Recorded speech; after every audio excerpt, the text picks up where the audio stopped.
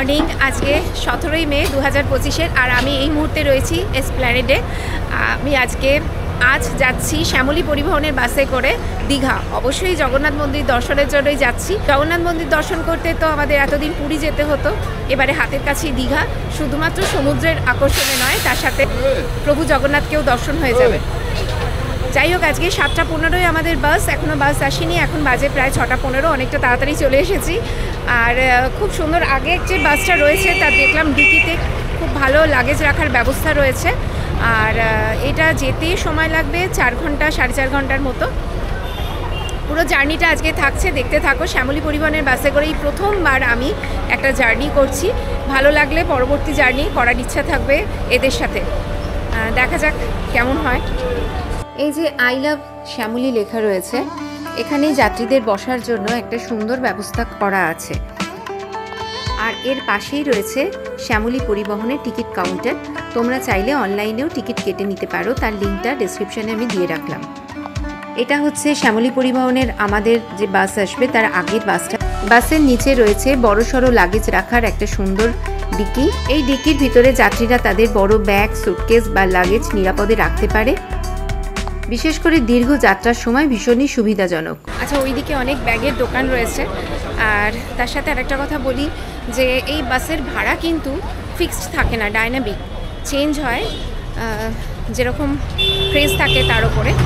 Pick টাইমে বাসের ভাড়া অনেক বেশি পড়ে, যেমন আমাদের এই বাস নিয়েছে 800 টাকার করে। 800 কত টাকা দেখে বলতে হবে অ্যামাউন্টটা। আর ফেরার সময় কিন্তু অথচ 400 টাকা টিকিট পেয়েছি। তো এর ওপরে নির্ভর করে বাসের ভাড়াটা কমে বাড়ে। আর এই জায়গাটা একদম এসপ্ল্যানেড চত্বরের কাছেই রয়েছি। পেছনেই আমার শহীদ মিনার, আর একটা ঐতিহাসিক জায়গা সেই সঙ্গে। খুব সুন্দর দিনটা কাটছে। আর তিলোত্তমা কলকাতা সকাল থেকেই কিন্তু ব্যস্ত।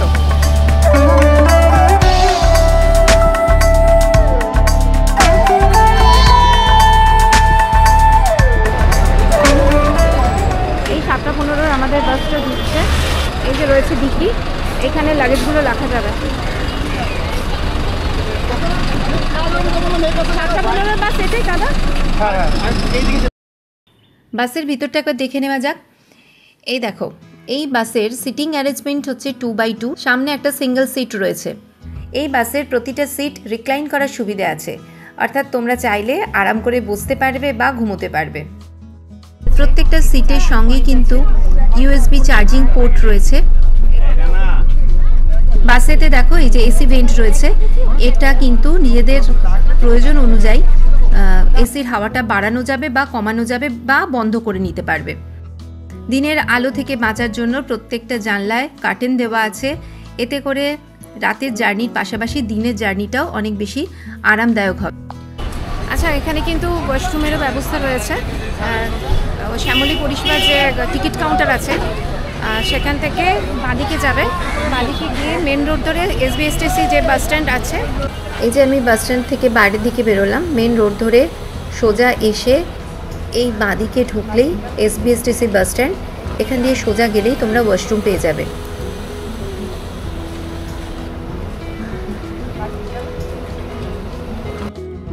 এসপ্ল্যানেড এই বাস স্ট্যান্ড থেকে দীঘা, পুরী সহ বিভিন্ন জায়গায় যাওয়ার বাস পাওয়া যায়।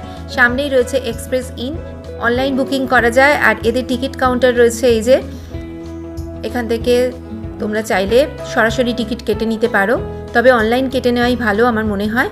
সকাল থেকেই দেখছি এই দোকানগুলো খোলা রয়েছে। চকলেট, চিপস, জলের বোতল, কোল্ড ড্রিঙ্কস, চা, বিস্কুট এই সমস্ত চাইলে তোমরা এখান থেকেই পেয়ে যাবে। এই বাস স্ট্যান্ড পিয়ারলেস হোটেলের ঠিক উল্টো দিকে অবস্থিত। এখানেই রয়েছে এসবিএসটিসির বাস স্ট্যান্ড। এই দেখো, সামনেই রয়েছে ঐতিহাসিক ট্রাম লাইন, এক নস্টালজিক কলকাতার ছোঁয়া। সবাই এক এক করে বাসে উঠছে। কিছুক্ষণের মধ্যে আমাদের যাত্রা শুরু। আর সিটের উপরেও কিন্তু ছোটোখাটো ব্যাগ রাখার জায়গা রয়েছে।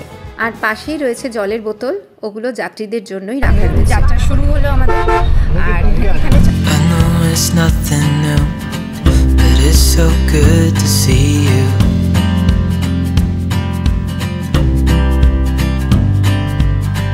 We do this every day, and I'm still so amazed by you.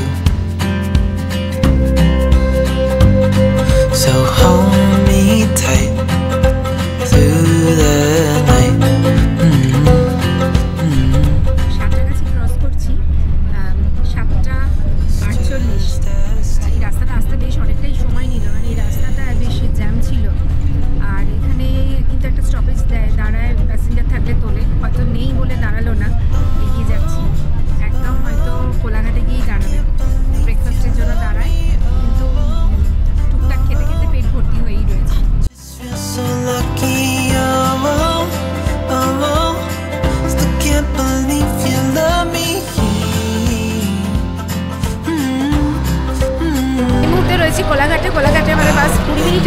দিয়েছে।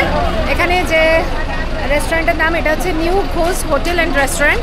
এখানে পুরি সবজি পাওয়া যাচ্ছে, ডিম অমলেট টোস্ট পাওয়া যাচ্ছে, বিভিন্ন খাবার দাবার পাওয়া যাচ্ছে। মানে ব্রেকফাস্ট করতে চাইলে এখানে করে নিতে পারছেন।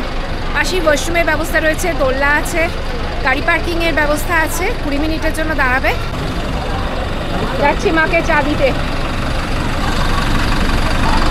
চা চা দেখে মায়ের কি খুশি। রেস্টুরেন্টের ভেতরটা একবার দেখিয়ে দিই চলো। এই দেখো এখানে বসে খাবার জায়গা রয়েছে ভেতরটা। এই যখন বাসগুলো আসে এইসব রেস্টুরেন্টগুলো বেশ ভিড় হয়ে যায়, আর এদের বাইরেও বসার জায়গা রয়েছে। আর এই যে এই দিকে এখানে গরম গরম কচুরি, সিঙ্গারা, চা সমস্ত কিছু বিক্রি হচ্ছে। অমলেট, ডিম সেদ্ধ সব পাওয়া যাচ্ছে। 20 মিনিটের জন্য বাসটা দাঁড়িয়েছিল, সবাই এবার একে একে আসছে। আবার বাস চলতে শুরু করলো।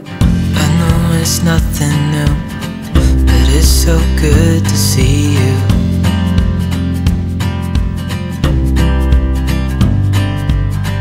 We do this every day, and I'm still so amazed by you. So এরপরে বাস দাঁড়ালো চাউরখোলা। এখান থেকে মন্দারমণি যাওয়া যায়। বাস স্ট্যান্ডের কাছ থেকেই টোটো পেয়ে যাবে। এই টোটো করে তোমরা তোমাদের হোটেলে পৌঁছে যেতে পারো খুব সহজেই। এই চাউরখোলা থেকে আর দীঘার দূরত্ব হচ্ছে 20 কিলোমিটার। কিছুক্ষণ বাদেই আমরা দীঘা পৌঁছে যাব।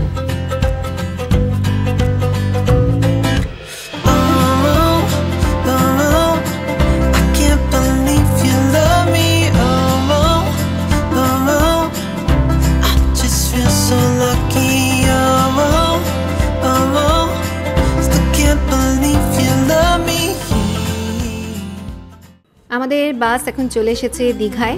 আমরা 1টা নাগাদ দীঘা পৌঁছলাম। বাস থেকে নেবেই কিন্তু তোমরা টোটো পেয়ে যাবে তোমাদের হোটেল পর্যন্ত যাওয়ার জন্য। দৌড়াদৌড়ি করলাম, আমরা একটা টোটো নিলাম, নিয়ে সোজা হোটেলের পথে। ওল্ড দীঘার ওপর দিয়ে যাচ্ছি নিউ দীঘায়। যতই হোক ওল্ড দীঘার সাথে কিন্তু একটা সেন্টিমেন্ট জড়িয়ে থাকে। মানে ওল্ড দীঘা এখন বড্ড বেশি ঘিঞ্চি হয়ে গেছে বলে নিউ দীঘায় থাকার পরিকল্পনা, কিন্তু একটা মন খারাপ রয়েছে। যাই হোক, শ্যামলী পরিবহনের বাস সেটা নামালো আমাদের। ওটা হচ্ছে ওল্ড দীঘার শনি মন্দির, মানে সৈকতাবাসের সামনে। এবার ওখান থেকে আমরা একটা টোটো করে নিলাম। টোটো ভাড়া করে আমরা যাচ্ছি আমাদের হোটেলে। আর ওল্ড দীঘায় থাকলে একদম কাছাকাছি, আর নিউ দীঘা থাকলে একটু ডিস্টেন্স যেতে হবে। বেশ ভালো লাগছে, তবে যতটা গরম লাগবে ভেবেছিলাম অতটা গরম লাগছে না, ভালোই লাগছে। এরপরে আমাদের দীঘা নিয়ে বিভিন্ন পর্ব আসছে। দীঘার হোটেল, দীঘার জগন্নাথ মন্দির, আরও অনেক কিছু। আমার ভিডিওটা যদি ভালো লেগে থাকে please like, share and subscribe করো। পাশে থাকা বেল আইকনটা অবশ্যই প্রেস করো আমার পরবর্তী ভিডিওগুলো সঙ্গে সঙ্গে পাওয়ার জন্য। আর আমার ইনস্টাগ্রাম আর ফেসবুকের লিঙ্কটা ডেসক্রিপশনে দেওয়া রইল, তোমরা চাইলে সেখানেও চলে আসতে পারো। খুব ভালো থেকো, খুব তাড়াতাড়ি আবার দেখা হবে।